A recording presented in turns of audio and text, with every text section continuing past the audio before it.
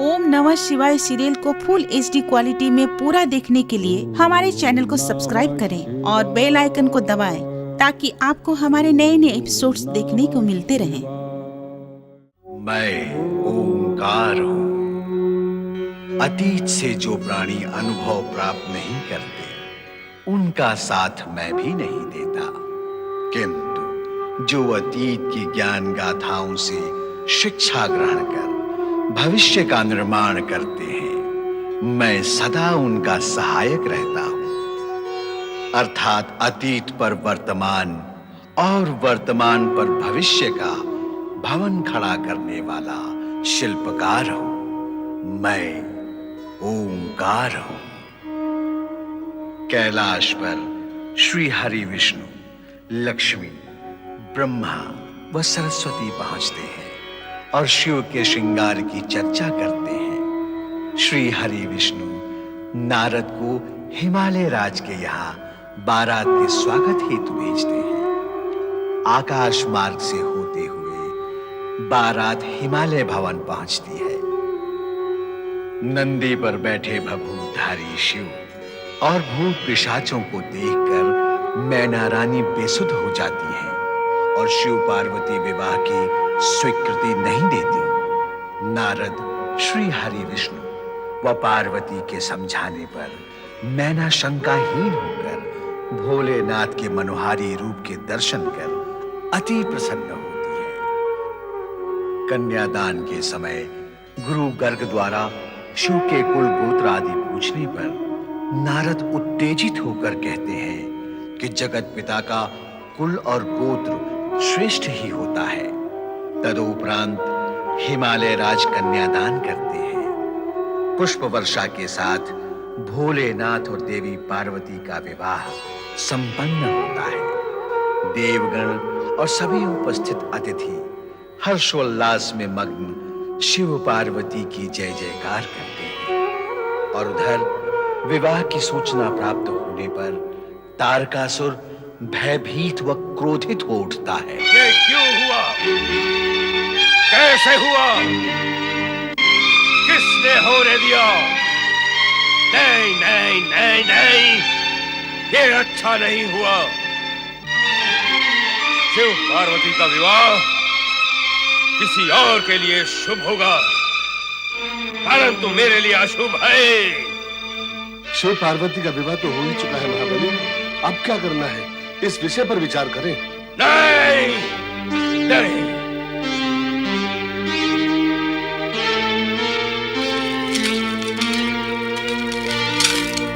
अब चिंता करने से क्या होगा महाबली? तो मैं क्या करूं? नृत्य गायन करूं, जप तप करूं या उछल कूद करूं? क्या करूं? ये सब करने से क्या होगा? कुछ उपाय करो असुरराज। उपाय करो। उपाय तुम्हें क्यों नहीं कर लेते? उपाय करो।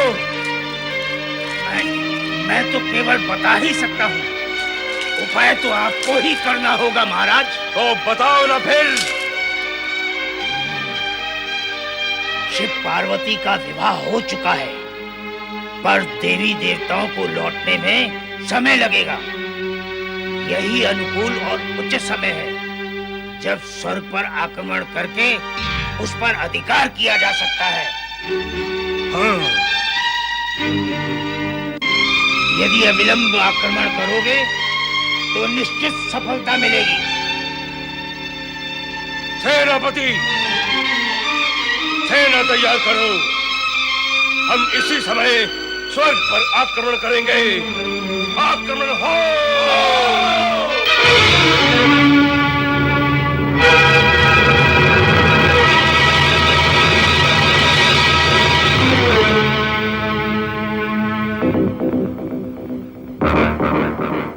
वीर दानव, हम नक्षत्र लोक में प्रवेश करने जा रहे हैं। चलो स्वर्ग की ओर।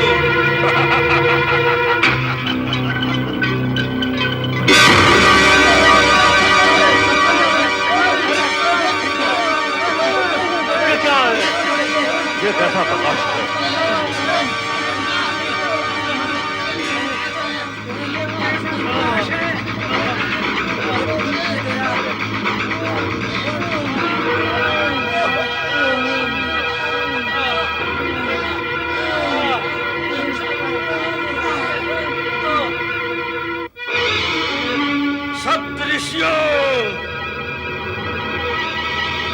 हाँ तारकासुर, स्वर्ग लोक तो क्या, तुम नक्षत्र लोक में भी प्रवेश नहीं कर सकते। कर सकता हूँ। क्या तुम मेरी शक्ति से परिचित नहीं हो? शक्ति तुम्हारे पास है ही कहां? भ्रमवश तुम ब्रह्मा जी के वरदान को अपनी शक्ति समझ बैठे हो। तारकासुर की शक्ति पर प्रश्न चिन्ह कौन लगा सकता है? अहंकार में तुम सत्य से दूर हो गए हो तारकासुर। शिव विवाह के शुभ अवसर पर लाभ उठाने की तुम्हारी कुचेष्टा कदापि सफल नहीं होगी।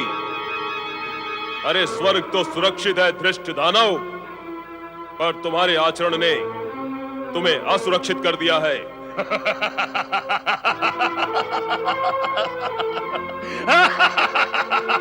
तुम्हारा ये अहंकार पूर्ण हास्य तुम्हारी विपदा का कारण बन जाएगा तारकासुर।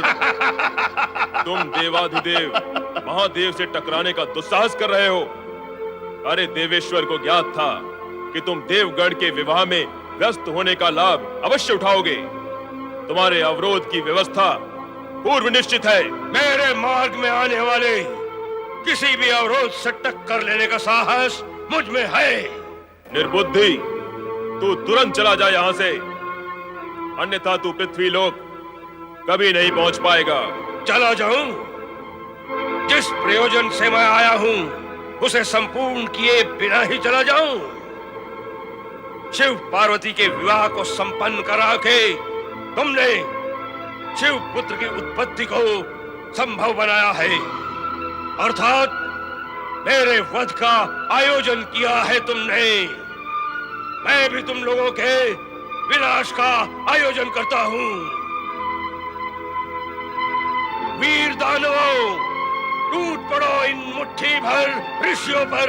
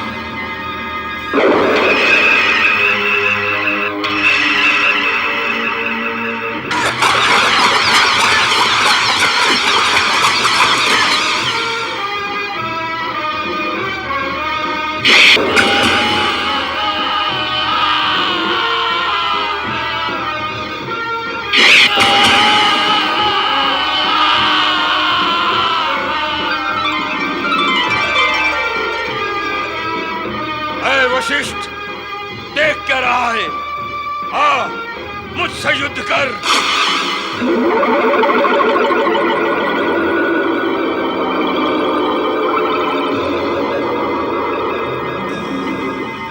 मूर्तिवत मंत्र से मैंने तुझे स्थिर कर दिया है। देख, देख अपनी सेना की विनाश लीला देख।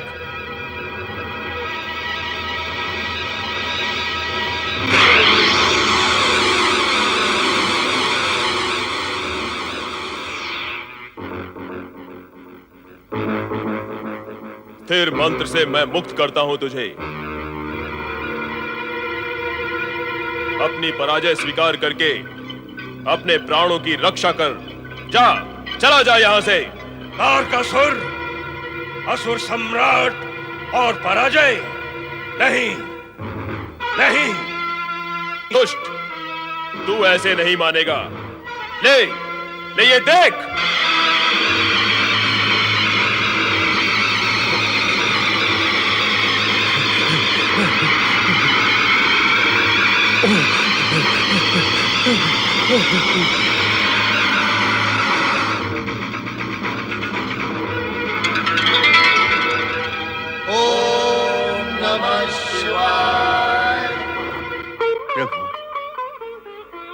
शिव पार्वती विवाह हर्षोल्लास के साथ संपन्न हुआ। अब हमें अपने अपने लोक में लौट चलना चाहिए। देवराज, विवाह तो हो गया, परंतु कुछ विधियां और औपचारिकताएं अभी शेष हैं। हाँ, हमें कुछ समय तक प्रतीक्षा करनी होगी। नारायण नारायण नारायण। भ्रमण चक्र पूरा कराए नारद। श्री हरि, मैं जब एक स्थान से दूसरे स्थान पर जाता हूँ तब कहीं जाकर मेरा चक्र संपूर्ण होता है, परंतु आप परमपिता ब्रह्मा जी और त्रिकालदर्शी शिव जी प्रत्यक्ष न जाकर अपनी परोक्ष शक्ति से सभी कार्य बड़ी सहजता से पूर्ण कर देते हैं। प्रतीत होता है कोई नई कथा कहने की तैयारी में हो नारद। कथा नहीं परमपिता, सत्य, परम सत्य, विराट सत्य। भगवान शिवशंकर की कृपा और भक्त वत्सलता देखिए। हम सब यहाँ शिवशंकर के विवाह में सम्मिलित होने आए हैं और वहां महातारकासुर के अत्याचार से शिवशंकर ने उपस्थित न रहकर अपनी परोक्ष शक्ति से भक्तों की रक्षा की। स्वर्ग सुरक्षित है ना देवर्षि? प्रत्यक्ष न जाकर भी भोलेनाथ अपने भक्तों की रक्षा करते हैं देवराज। फिर आप क्यों चिंतित होते हैं? स्वर्ग सुरक्षित है देवराज।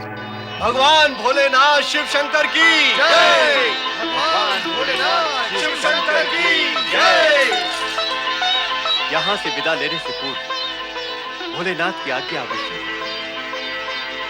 इस समय वो जनवासे में देवियों से घिरे बैठे हैं। अब देवियां छोड़ेंगी तब देंगे ना आज्ञा। भोलेनाथ, आप चिंता न करें। कुछ दिन पार्वती हमारे साथ ब्रह्मलोक में रहेगी, फिर आपके पास कैलाश पर आ जाएगी। ऐसे कैसे होगा? ब्रह्मलोक में रहने के पश्चात कुछ समय के लिए हमारे साथ वैकुंठ में भी तो रहेंगी। हम इन्हें कैलाश पहुंचा देंगे। आप तनिक भी चिंता न करें महेश्वर। आप दोनों मिलकर मुझे चिंतित करने का आयोजन भी कर रही हो और साथ साथ ये भी कह रही हो कि मैं चिंतित न हूं। वो तो मैं अवश्य होऊंगा। सुन रही हो देवी पार्वती, कहाँ तो भोलेनाथ ने तुम्हारे बिना युग के युग काट लिए और आप एक पल भी तुम्हारे बिना रहने को तैयार नहीं है। युग काटे हैं, युग युगांतर के मिलन की प्रतीक्षा में। अब तो ये मिलन विराट और व्यापक सत्य सिद्ध होगा। आप दोनों चिंता ना करें देवी। ब्रह्मदेव, एक एक करके सभी अतिथि जा रहे हैं। अब हमें भी चलने की तैयारी करनी होगी। विदा होने पर ही चलना होगा श्रीहरि। हिमालय राज न जाने क्यों बारात को विदा करने में विलंब कर रहे हैं। नारायण नारायण नारायण श्रीमन नारायण नारायण नारायण। कहाँ चले गए थे नारद? आपके चरण और आपकी शरण छोड़कर मैं कहाँ जा सकता हूँ प्रभु? नारद के लिए अन्य कहीं स्थान है ही कहाँ? मैं तो भगवान भोलेनाथ की लीलाएं मात्र देख रहा। ना देखा करो ये लीलाएं। क्यों प्रभु? फिर नारद लीला भी तो आरंभ करनी होगी। नारायण नारायण, वो भी आप देवगण ही आरंभ कराते हैं। मैं तो मात्र उसे मूर्त रूप देता हूँ, वो भी आपकी आज्ञा से, लोक कल्याण के निमित्त। अच्छा नारद, बारात विदा कब हो रही है? हिमालय राज तो शीघ्र बारात विदा करने के पक्ष में ही नहीं, और मैं ये विचार कर रहा हूँ कि शिव पार्वती विवाह हर्ष उल्लास से पूर्ण हो गया है, तो अब देवगणों का अपूर्ण कार्य भी पूर्ण हो जाए तो अच्छा होगा। नारायण नारायण। नारद, तुम सदा सांकेतिक भाषा का ही प्रयोग करते हो। स्पष्ट कहो, क्या कहना चाहते हो? श्री हरि, संपूर्ण जगत जिसके संकेत पर संचालित हो रहा हो, उन्हें भला सांकेतिक भाषा समझने में कठिनाई कैसे हो सकती है? प्रभु, मेरा अभिप्राय यह है कि देवगण तारकासुर के अत्याचार से कब मुक्त होंगे? सभी कार्य यथा समय पूर्ण होते हैं नारद। ये कार्य भी समय आने पर ही पूर्ण होगा। नारद, देवराज इंद्र और देवताओं के प्रतिनिधि बनकर तुम उनके पक्ष में विचार नहीं कर रहे? क्या उन्होंने तुम्हें इसी प्रयोजन से यहाँ भेजा है? नहीं नहीं प्रभु, मैं तो अपने मन की प्रेरणा से कह रहा हूँ। ये तारकासुर के अत्याचार से देवगण की रक्षा करनी ही चाहिए।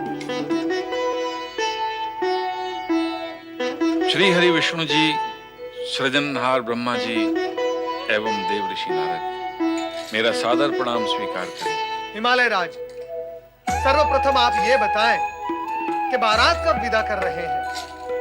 उसी विषय में आप सभी से निवेदन करने आया था। इसमें निवेदन कैसा? हिमालय राज, ये तो रीति है। विवाह के पश्चात विदाई तो होती ही है। आज का मुहूर्त शुभ है, यह कार्य आज ही संपन्न करें हिमालय राज। पर मैं तो ये निवेदन करने आया था कि शिव जी व सभी बाराती और कुछ दिन के लिए हमारा आतिथ्य स्वीकार करने की कृपा करें।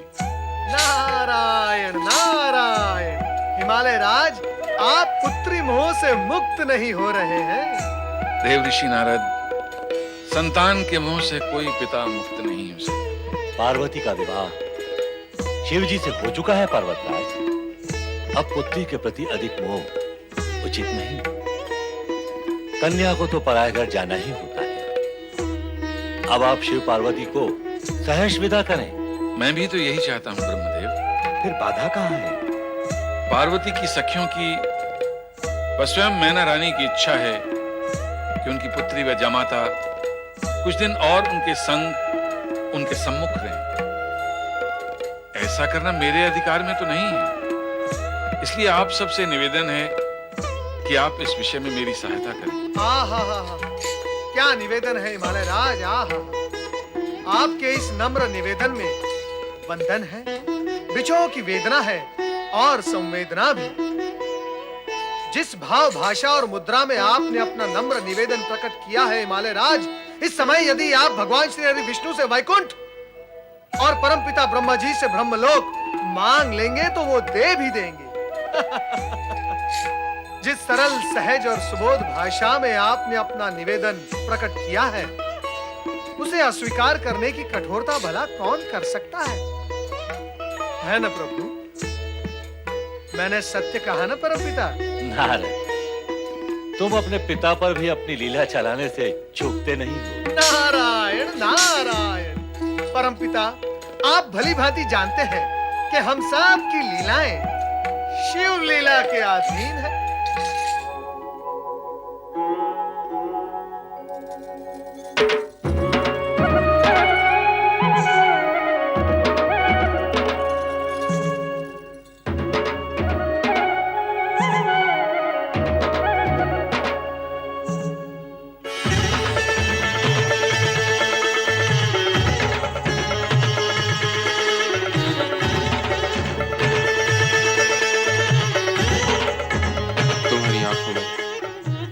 प्रश्न छलक रहा है। क्या तुम कुछ पूछना चाहती हो?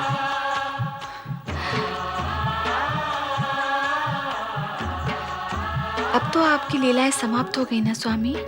समाप्त? लीलाएं तो अब आरंभ होंगी प्रिय।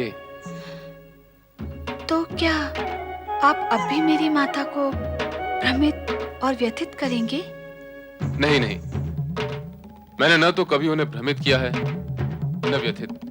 अब तो हम दोनों के बीच सारे भ्रम और संदेह समाप्त हो गए। मैंने उन्हें विश्वास दिलाया है कि भविष्य में ऐसा कुछ नहीं होगा। पर अतीत में भी ऐसा क्यों हुआ? भावनावश। अर्थात?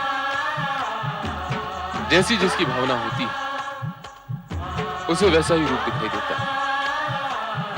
एक कुरूप बालक की मां को उसका पुत्र सलोना राजकुमार दिखाई देता है, तो एक सुंदर सलोना राजकुमार ही सौतेली मां को दुष्ट दिखाई देता है। मेरी लीलाओं को समझने की कसौटी भी कुछ ऐसी है। यदि कभी तुम्हारे मन में मेरे प्रति कोई भ्रम... नहीं स्वामी, ना तो मेरे मन में आपके प्रति कभी भ्रम उत्पन्न होगा और ना ही मुझे आपके विचित्र रूप और अनोखी लीला देखने का अवसर मिलेगा। बस तो फिर सब शुभ ही शुभ होगा प्रिय।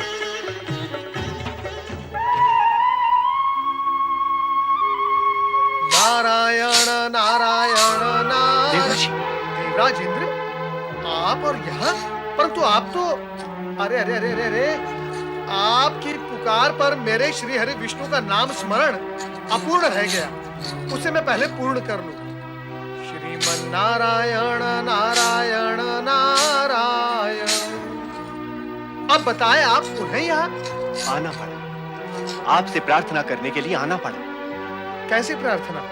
यही कि शीघ्र ही कोई ऐसा उपाय बताएं जिससे ये बारात यहाँ से प्रस्थान करे और तारकासुर का अंत भी शीघ्र ही हो। नारायण नारायण, आपकी अधीरता श्री हरि विष्णु और परमपिता ब्रह्मदेव के सम्मुख मैं दूसरे शब्दों में प्रकट कर चुका हूँ। फिर क्या हुआ? क्या हुआ? हिमालय राज के निवेदन पर श्री हरि विष्णु और परमपिता ब्रह्मदेव कुछ समय और यहाँ रुकने की अनुमति दे चुके हैं। अब इस विषय में मैं आपकी सहायता नहीं कर सकता। देवर्षि, यदि आप ही हमें इस प्रकार असहाय छोड़ देंगे तो फिर हम किसकी सहायता पे विश्वास करें? आप परमपिता ब्रह्मदेव के पास जाइए, श्री हरि विष्णु के पास जाइए, या फिर शिव जी के पास जाइए। वो आपकी सहायता कर सकते हैं, मैं नहीं। वो क्यों सुनने और मानने लगे हमारी बात, जब आप ही हमारी बात नहीं सुन रहे हैं?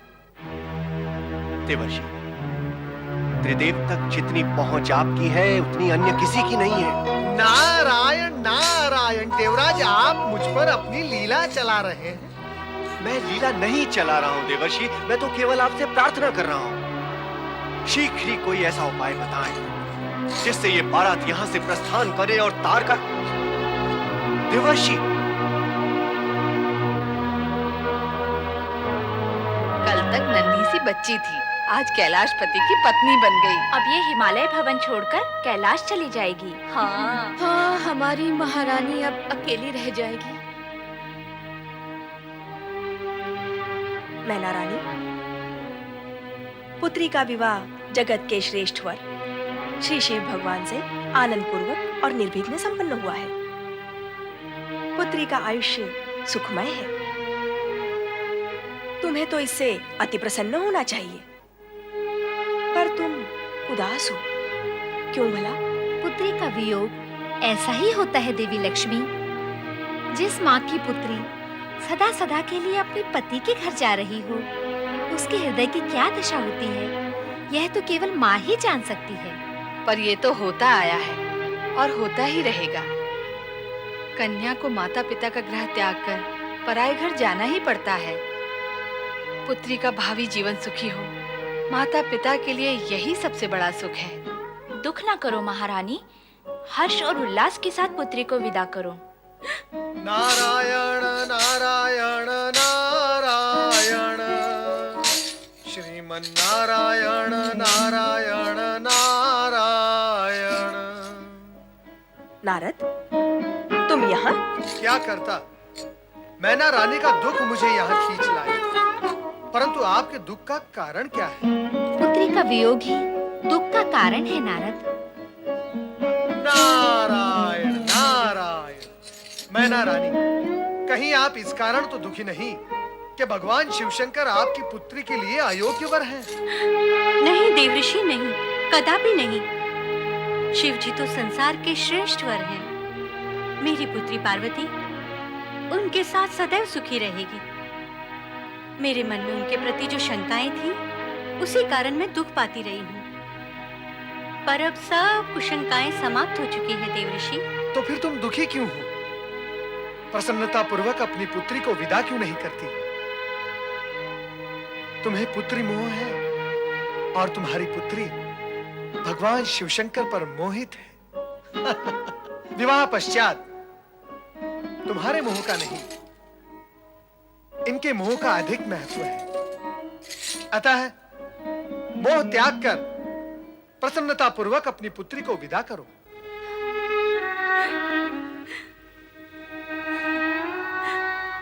मैं माँ हूं ना, पुत्री का मोह कैसे त्याग दूं?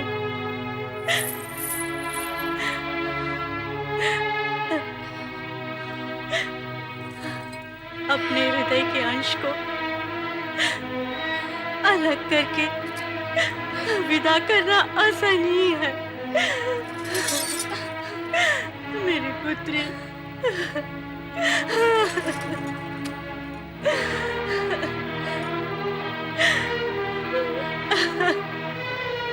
मैना रानी, पुत्री को सहर्ष विदा करो। हाँ, समस्त देवगण प्रतीक्षा कर रहे हैं। अब बारात विदा कर दीजिए। अब अधिक विलंब उचित नहीं। नारायण नारायण। चलो मैना रानी। आओ पुत्री।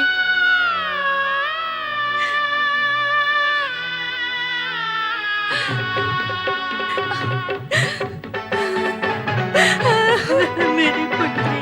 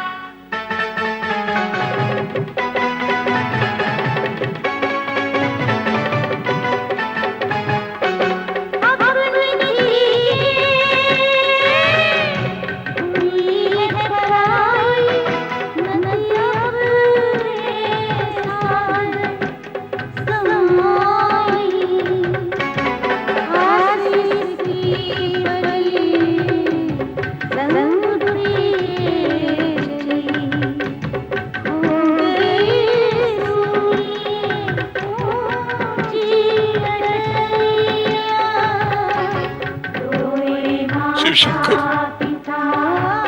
आज से हम आपको अपना सर्वस्व सौंप रहे हैं। बड़े लाड प्यार से पली है मेरी बच्ची, उसका ध्यान रखना भोलेनाथ। आप तनिक भी चिंता ना करें, मैं पति धर्म का पालन करते हुए पार्वती के सुख दुख का सदा ध्यान रखूंगा। तो अब चलें भोलेश्वर? जैसी आपकी इच्छा।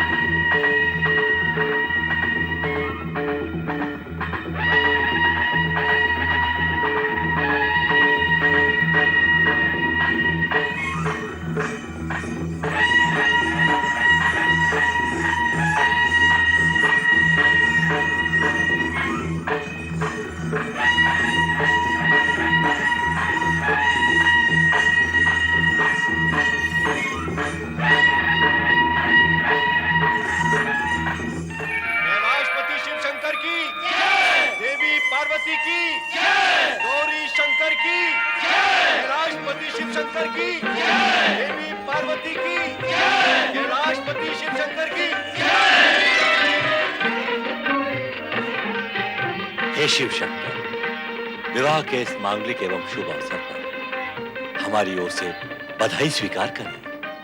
नवदंपति को अनेकानेक बधाई हो। शिव पार्वती दोनों को बधाइयाँ। अब कैलाश हरा भरा हो जाएगा। हाँ, गृहिणी से ही घर की शोभा होती है। और शोभा तो गृह प्रवेश कर चुकी है। अत्यंत मंगलमय समय है भोलेनाथ। हाँ देवराज, चारों ओर मंगलमय वातावरण है। ऐसी शुभ घड़ी इससे पूर्व इस जगत में कभी नहीं आई। समय परिवर्तनशील है देवराज। हम सभी की मंगल कामना है। क्या आपका दाम्पत्य जीवन सुख एवं समृद्धि से परिपूर्ण हो। आप सभी को अनेक अनेक धन्यवाद। विवाह में आकर बारात की शोभा बढ़ाई, पूर्ण सहयोग दिया। मैं आप सभी का आभारी हूं।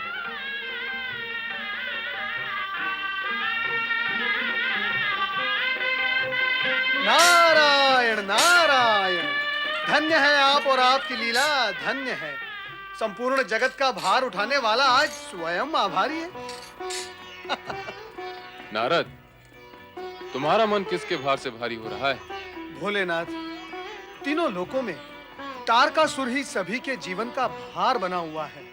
और यह भी अटल सत्य है कि तारकासुर का वध आपके पुत्र के हाथों ही होगा। परंतु तब तक उसके आतंक से देवगणों की रक्षा कैसे होगी भोलेनाथ, कैसे होगी? नारद, तुम तो दानव मानव सभी में समान रूप से पूज्य हो। जाकर उस तारकासुर को सद्बुद्धि दो, पाप कर्मों से दूर रहने की मंत्रणा दो। दुष्ट, अहंकारी और अभिमानी प्राणी सुबुद्धि से दूर भागते हैं और सुबुद्धि की मंत्रणा देने वाले को मारने के लिए उसके पीछे भागते हैं। चिंता करने की कोई आवश्यकता नहीं। उपाय करने में तुम चतुर हो। यदि फिर भी कार्य सिद्ध नहीं हुआ तो हम अन्य कोई उपाय करेंगे। हर हर, हर महादेव।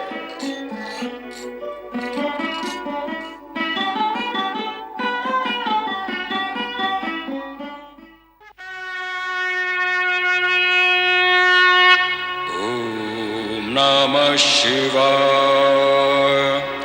ओम नमः शिवाय,